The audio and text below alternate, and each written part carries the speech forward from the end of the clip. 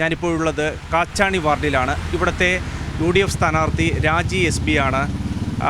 ഈ ആശാപ്രവർത്തകയായി നേരത്തെ കേരളം കണ്ട വലിയ സ്ത്രീ മുന്നേറ്റ പോരാട്ടങ്ങളുടെയൊക്കെ തന്നെയും ഭാഗമായി മുൻനിരയിലുണ്ടായിരുന്നത്.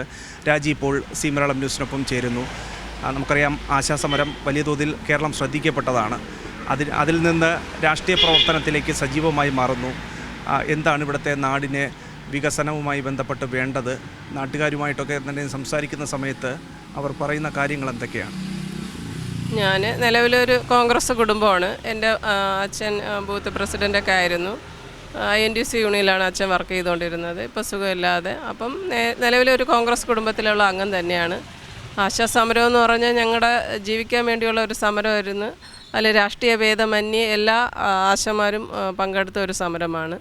അതിലേറ്റവും മുന്നിൽ തന്നെയാണ് എല്ലാ അവകാശങ്ങൾക്കും വേണ്ടി ഞാൻ പ്രവർത്തിച്ചുകൊണ്ടിരുന്നത്. അത് കഴിഞ്ഞ ഉടനെ ഇപ്പോൾ രാഷ്ട്രീയത്തിലോട്ട് മത്സരിക്കാനായിട്ട് ഇറങ്ങി.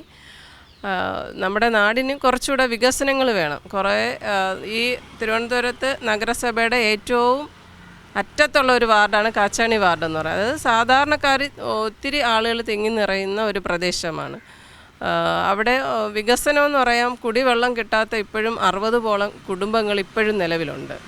പിന്നെ അടിസ്ഥാന സൗകര്യങ്ങളായ റോഡ് വികസനം, ലൈറ്റ്, ഇതൊന്നും അവിടെ ഇനിയും കൂടുതൽ ജനങ്ങൾക്ക് കിട്ടാനുള്ള ഇതുണ്ട്. വഴികൾ പൂർണ്ണമായിട്ട് വഴികളുടെ പ്രശ്നമാണ്. ഞാനിപ്പോൾ പോകുന്ന സമയത്ത് എല്ലാവരും ആദ്യം ചോദിക്കുന്നത് ഞങ്ങളുടെ വഴി ശരിയാക്കോ, ഞങ്ങളുടെ വഴി കണ്ടോ, ഇതാണ് എല്ലാവർക്കും നമ്മളോട് പറയാനുള്ളത്. അപ്പോൾ അവരുടെ അടിസ്ഥാന സൗകര്യങ്ങൾ വികസിപ്പിക്കുക, നാടിന് വേണ്ടി നല്ല കാര്യങ്ങൾ ചെയ്യുക എന്നുള്ള ഉദ്ദേശത്തോടു കൂടിയാണ് ഇപ്പോൾ ഈ സമരമുഖത്തോട്ട് ഇറങ്ങിയത്. ആശയമെന്ന് പറയുമ്പോൾ ഞങ്ങൾ ചെയ്ത ജോലികളൊക്കെ എത്രത്തോളം വലുതായിരുന്നു എന്ന് ജനങ്ങൾക്കെല്ലാം അറിയാം. ഈ കൊറോണ സമയത്തൊക്കെ ഞാൻ വീട്ടിലിരിക്കാൻ പറ്റാത്ത അവസ്ഥയിലാണ് ഞങ്ങൾ വർക്ക് ചെയ്തിട്ടുള്ളത്. ഫുഡ് കൊണ്ട് കൊടുക്കാനും രാവിലെ ഉച്ചയ്ക്ക് വൈകിട്ട് ഇങ്ങനെ 3 നേരവും ഞാൻ ഫുഡ് കൊണ്ട് കൊടുക്കാനുള്ള വോളണ്ടിയറായിട്ടും കൂടെ പ്രവർത്തിച്ച ഒരു വ്യക്തിയാണ്.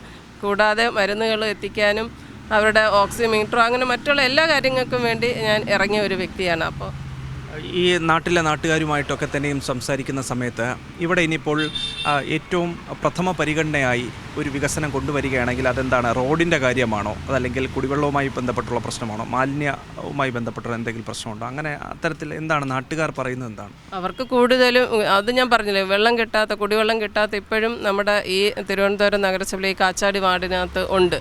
വെള്ളം സൗകര്യം കിട്ടാത്ത ആൾക്കാർ കിലോമീറ്ററോളം വന്നാണ് അവർ പൊതു പൈപ്പിൽ നിന്ന് വെള്ളം എടുത്തുകൊണ്ട് പോകുന്നത്. അപ്പോൾ അവർക്കൊക്കെ അടിസ്ഥാനമായിട്ട് അവർക്ക് കുടിവെള്ളം എത്തിക്കുക എന്നുള്ളതാണ് എൻ്റെ ഏറ്റവും വലിയ ലക്ഷ്യം.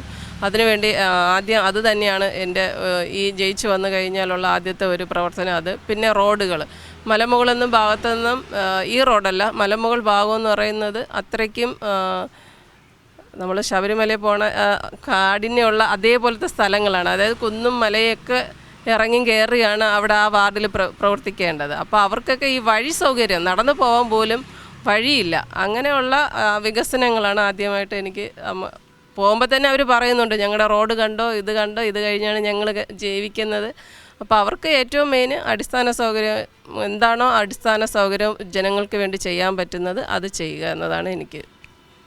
ഈ ഡോർ ടു ഡോർ ക്യാമ്പയിൻ, അതായത് വീട് വീടാന്തരം കയറി ഇറങ്ങി ഇങ്ങനെ നല്ല രീതിയിൽ പ്രചരണവുമായി മുന്നോട്ട് പോകുമ്പോൾ നിങ്ങളെ ബാധിക്കുന്ന എന്തെങ്കിലും പ്രശ്നങ്ങളുണ്ടോ? നാട്ടുകാർ പറയുന്നതൊക്കെ അവർക്ക് ഈ അവരുടെ ആവശ്യങ്ങൾ ഇത് തന്നെ. വീട് കിട്ടാത്തവരും വസ്തു വാങ്ങിയിട്ടിട്ട് വീട് വയ്ക്കാത്തവരും ഈ ബുദ്ധിമുട്ടുകളാണ്, പ്രാദേശികമായിട്ടുള്ള ബുദ്ധിമുട്ടാണ് ജനങ്ങൾ പറയുന്നത്. അവർക്ക് പിന്നെ അത് കിട്ടിയില്ല ഇത് കിട്ടിയില്ല അങ്ങനെയുള്ള വിഷയങ്ങളൊന്നുമില്ല. അവർക്ക് അടിസ്ഥാന സൗകര്യങ്ങൾ ഇപ്പോഴും കിട്ടാത്ത പ്രദേശങ്ങളുണ്ട് കാച്ചാണി വാർഡിൽ. അത് നേടിക്കൊടുക്കേണ്ട ആവശ്യം നമുക്കാണ്. എതിരാളിയായിട്ട് നിൽക്കുന്ന പയ്യൻ്റെ ആരോമൻ്റെ അമ്മയും ഞാനും കൂട്ടുകാരാണ്.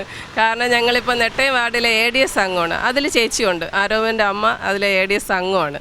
ഞാൻ 21 വർഷം കൊണ്ട് കുടുംബശ്രീ ADS അംഗമായിട്ടും കൂടെ പ്രവർത്തിക്കുന്ന ഒരു വ്യക്തിയാണ്. അപ്പോൾ അതുകൊണ്ട് എനിക്കറിയാം ജനങ്ങളുടെ സാഹചര്യങ്ങളും ബുദ്ധിമുട്ടും. പെട്ടെന്ന് ഒരു സുപ്രഭാതത്തിൽ വന്ന ഒരു വ്യക്തിയല്ല. 21 വർഷം കൊണ്ട് ഒരു വാർഡിൻ്റെ ADS ആയിട്ട് ഇരിക്കുന്നു എന്ന് പറയുമ്പോൾ അത്രയും ആൾക്കാരുടെ സപ്പോർട്ടോട് കൂടി തന്നെയാണ് നിൽക്കുന്നത്. നമ്മൾ സ്വീകരിക്കാൻ തയ്യാറാണ്. കാരണം 25 വർഷം കൊണ്ട് ഇവിടെ മാർക്സിസ്റ്റ് പാർട്ടിയാണ് ഭരിക്കുന്നത്. ഇന്ന് വരെ ഒരു സഹായവും ആർക്കും ചെയ്തു കൊടുത്തിട്ടില്ല.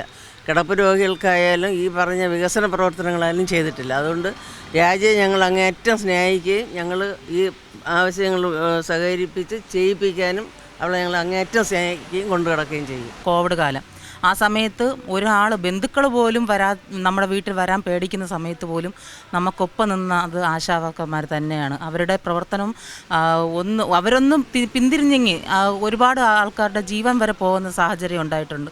അപ്പോൾ അത് ആ ഒരു ഇത് മുൻനിർത്തിക്കൊണ്ട് തന്നെയാണ് ആശാപ്രവർത്തകയായ രാജചേച്ചിയെ നമ്മൾ അവിടെ കാച്ചാണി വാർഡിൽ സ്ഥാനാർത്ഥിയാക്കിയത്.